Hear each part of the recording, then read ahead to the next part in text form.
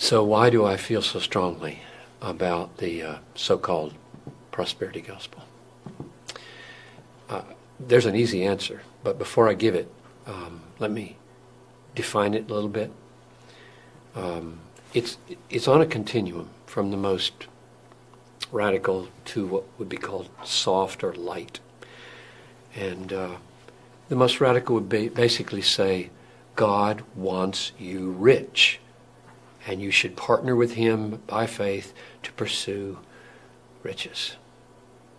And the justification would be given, can't accomplish much in life without money. And so, go for it. Or another rationale might be, you're kingdom kids, and kingdom kids don't wear tattered clothes. They dress like the king, and so on.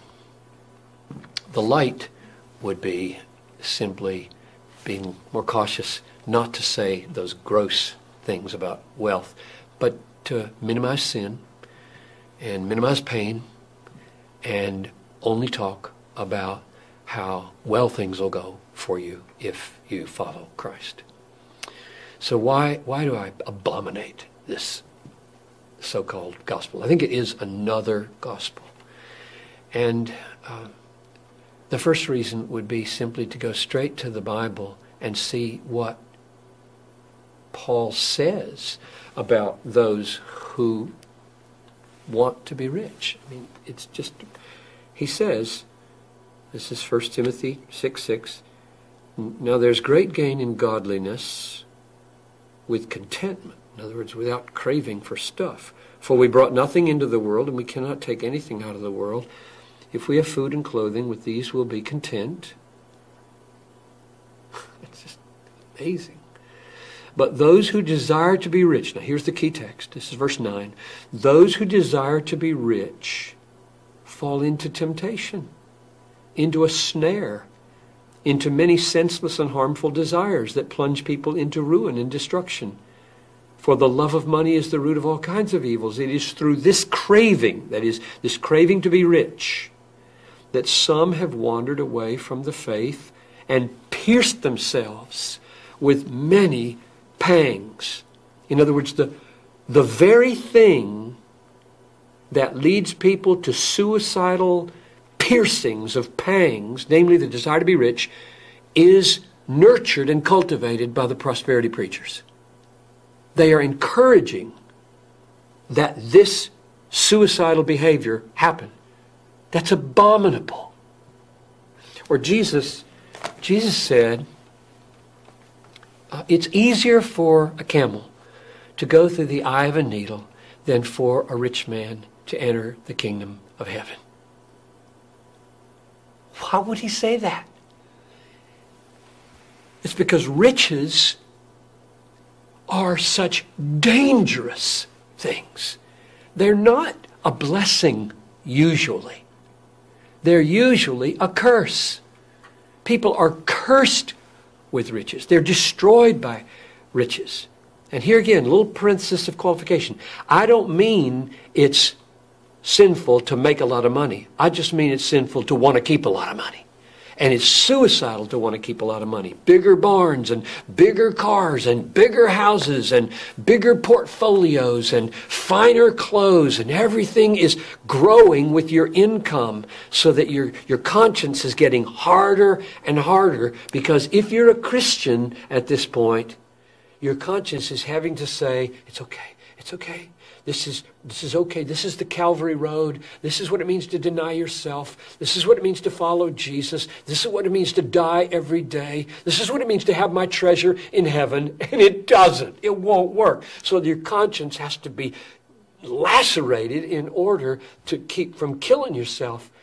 And so Jesus says it's hard for a rich man to get into the kingdom of heaven. Paul says those who desire to be rich fall into temptation and pierce themselves with many pangs. And along comes a prosperity preacher who says, yes, the Lord really wants you to be rich. We should pursue riches. Following Jesus is the pathway to riches. Riches are the sign of God's blessing.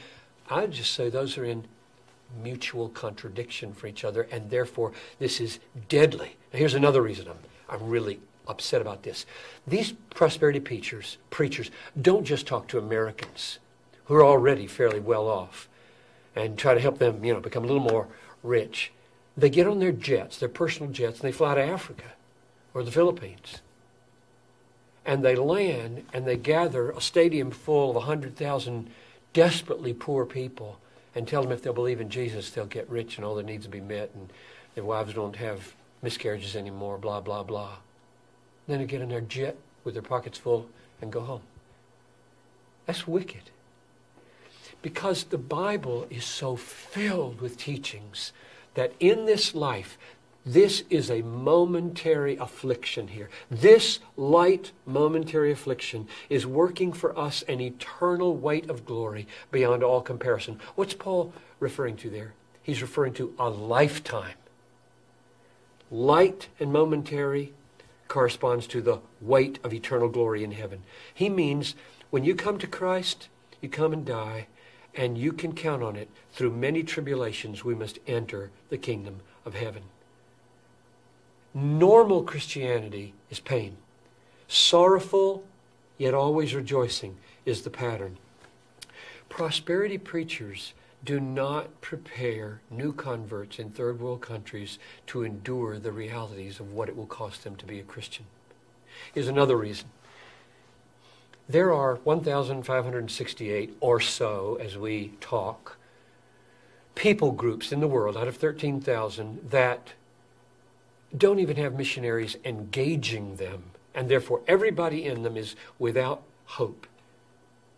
Most of those 1,500 people groups are in very dangerous places, meaning if you go there, your kids might either get disease and die, or your wife might be captured and raped, or your family might be butchered and killed.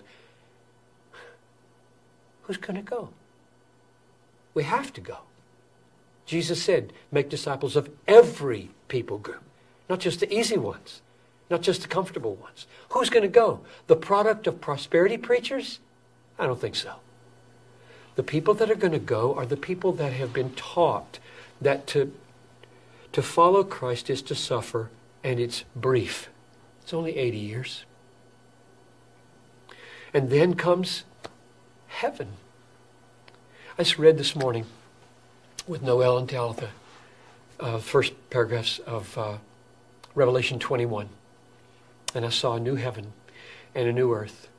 For the former heaven and the former earth had passed away, and the sea was no more. And I saw the new Jerusalem coming down like a bride prepared for her husband.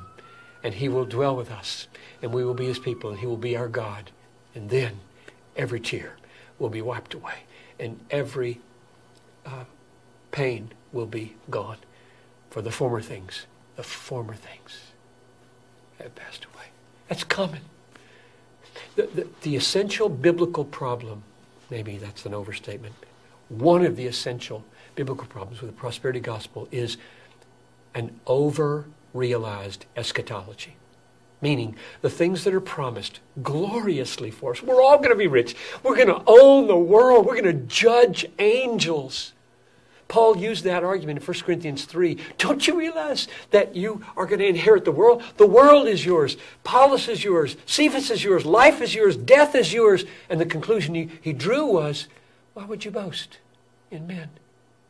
In other words, why wouldn't you take that as a means of enabling you to suffer and be lowly and kind and servant-like and walk on this Calvary road and take the pain of being a Christian? That's coming. But what they do, instead of say, we have to wait for that and pour our lives out through many tribulations here, they say, bring it now. Bring it now.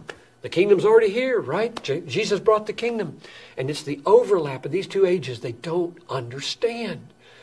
The new age is a beautiful age. And there are healings that happen in this world. I don't deny that. I just deny very vehemently everybody's going to be healed. You let these prosperity preachers with their healing talk and their word of faith talk go to the 4th floor of Augustana Home, or go to the emergency rooms or to the intensive care rooms of hospitals. Go there and preach your gospel. No, they don't. They wear their nice clothes, stand up with the lights, money strewn all over the thing, with people out here who desperately want somebody to tell them how to get rich, and there they make a lot of money that way. They don't go to the places where it's impossible to deal with reality unless you've got a theology of suffering. And so for all those reasons and more, It's a tragic thing that one of our greatest exports of America is the prosperity gospel. People are being destroyed by it. Christians are being weakened by it. God is being dishonored by it, and souls are perishing because of it. And a lot of guys are getting rich